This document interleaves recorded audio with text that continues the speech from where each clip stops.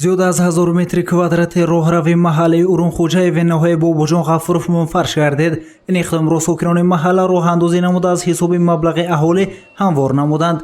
تورسونبوی اولوماسوف ساکن همین محله بوده میگوید که در این محله 12 خوجگی و زیاده از 70 نفر اهالی زندگی میکند. افزود که تعمیر این کوچه از اهل بودن آنها درک میدهد.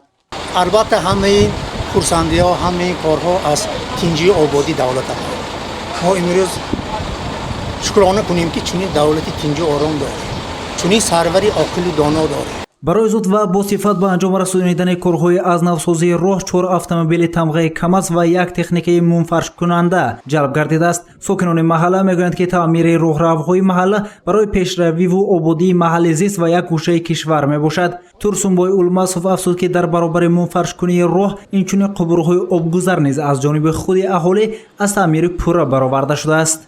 قبورهای آبگذر فرسوده شدگی بودن و های عوض کردیم. راههای تکیس کرده کم کم شغال پراخته اسفالت تیار کردیم. من خرسندان امروز من آمدن اینها من اسفالت سر کردن. وعده دادن که با صفت الله خوب ریخته میتیان.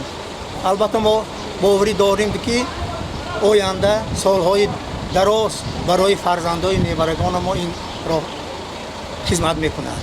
ساکنان محله افزودند که برای منفرش کنی راه سهمی صاحبکاران و سخاوتمندان دیگر محله ها نیز میباشد. این اقدام بخشیده به سال رشد دهات، سیاحی و هنرهای مردمی و جشن 30 سالگی استقلالیت کشور راه اندازی گردیده است. باید گفت که سال از سال سهم صاحبکاران و اهالی محله برای آبادی کشور زیاد به نظر میرسد. این از آن شهادت میدهد که سطح زندگی مردم بالا رفته، توجهشان به آبادی کشور بیشتر شده است. گزارش سید مختار سیدانور، نعیم جان ایوبوف برای برنامه اطلاعاتی خبر.